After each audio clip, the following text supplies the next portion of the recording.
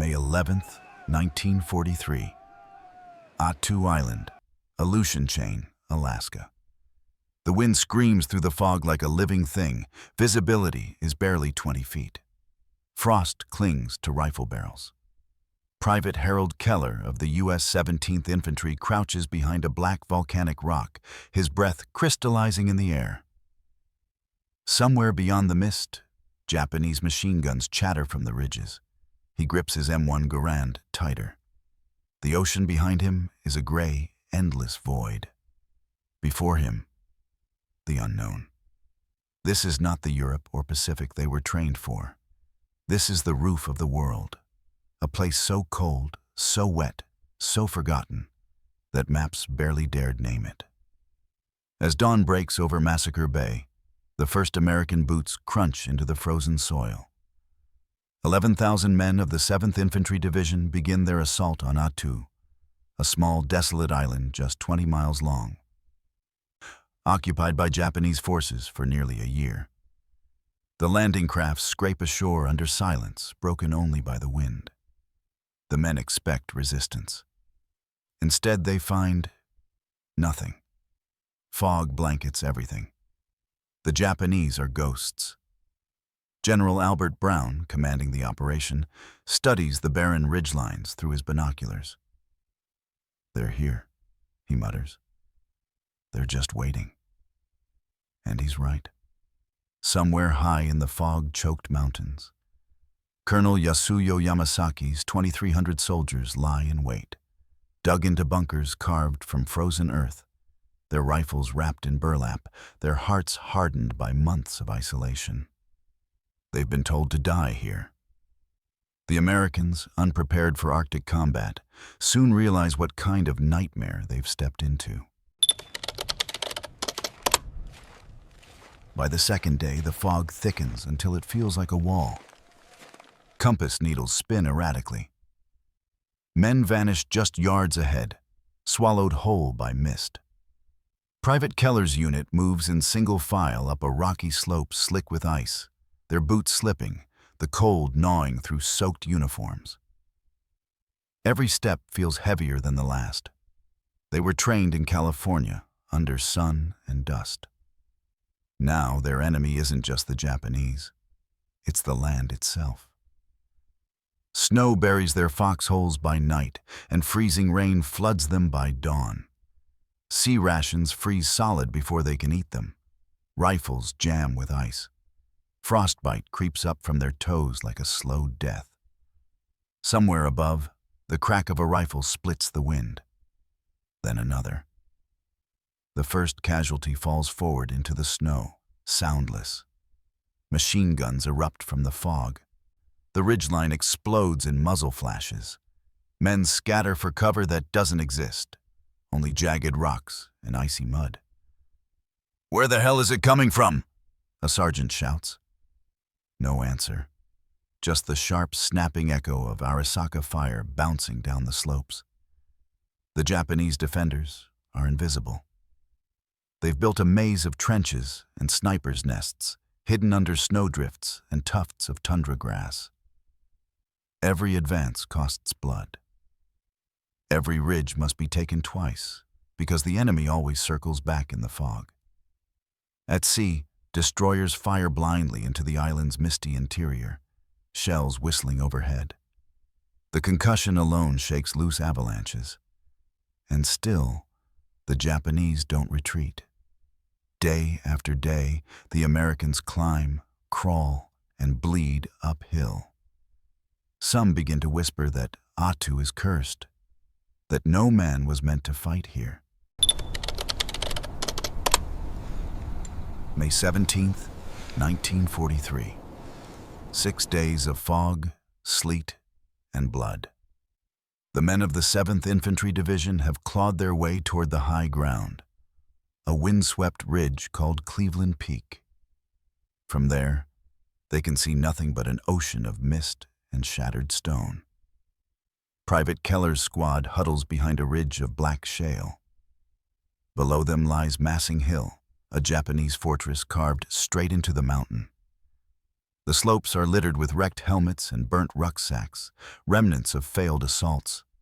Captain Charles House radios in coordinates to artillery offshore.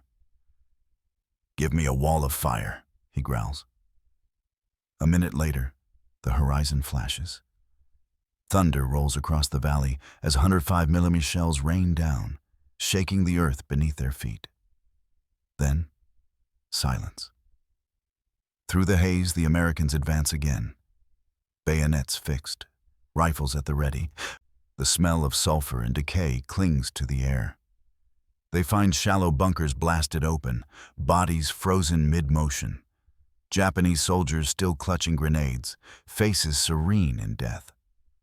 Others lie in snow tunnels, rifles beside them, eyes open to nothing. And yet, the survivors fight on. One American platoon, pinned down for hours by a single machine gun, watches in disbelief as a lone Japanese gunner fires until his weapon melts, then charges with a sword drawn, screaming "Banzai!" before collapsing in the snow. By evening, the mountain belongs to neither side, only to the wind. But the cost is staggering. The 17th Infantry loses half its men just to frostbite and exposure. Corpsmen run out of morphine.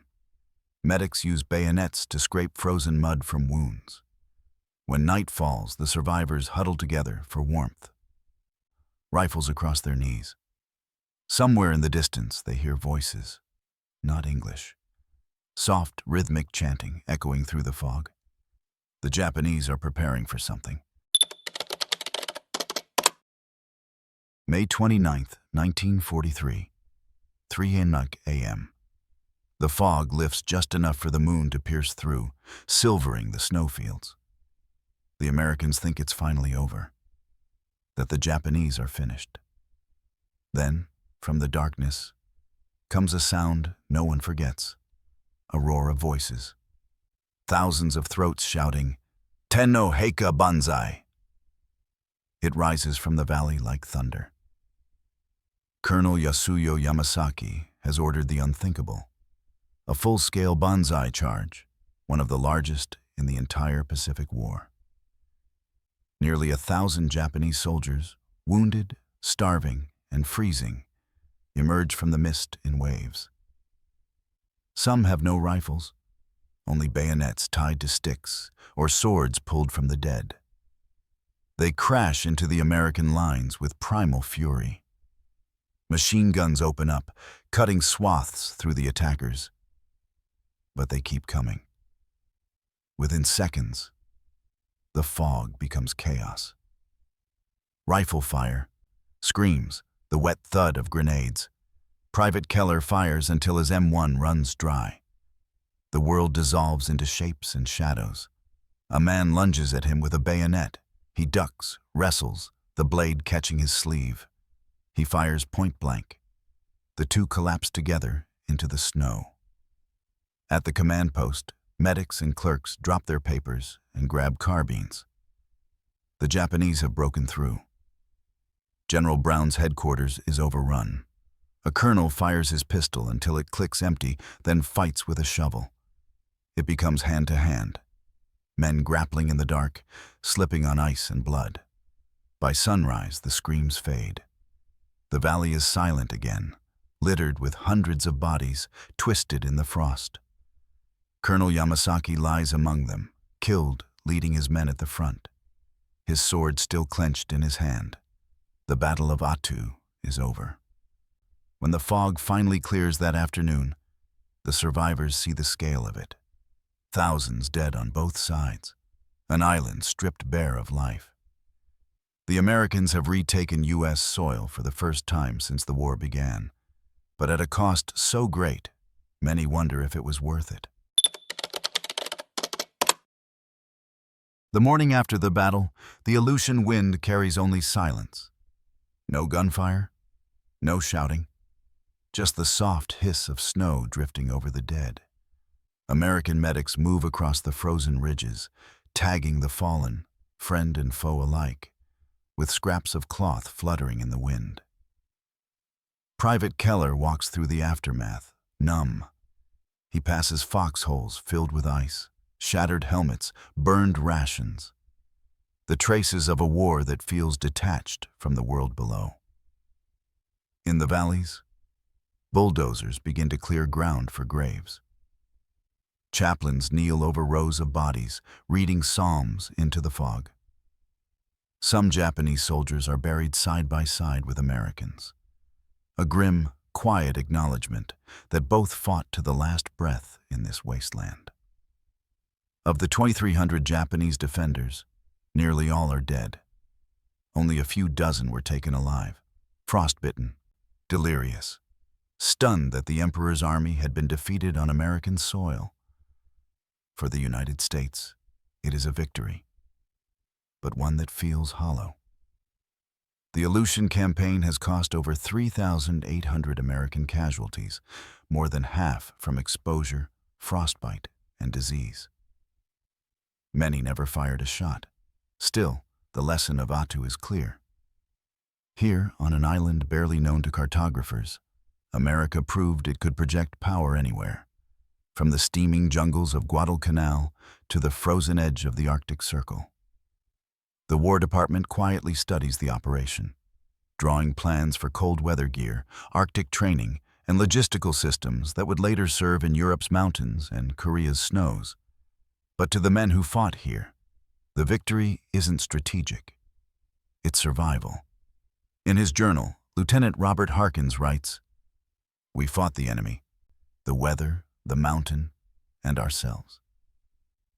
Attu wasn't a battle. It was the edge of the world." When the last transport ship departs the island, the fog rolls back in, erasing every trace of footprints and shell holes. Attu returns to silence, a graveyard wrapped in mist, forgotten by all but those who froze and bled upon it. And yet, its lesson endures. That courage can survive even at the ends of the earth. That no place is too distant, no terrain too merciless, for men determined to fight for what they believe. In the vast, frozen emptiness of the Aleutians, America discovered its reach and its resolve.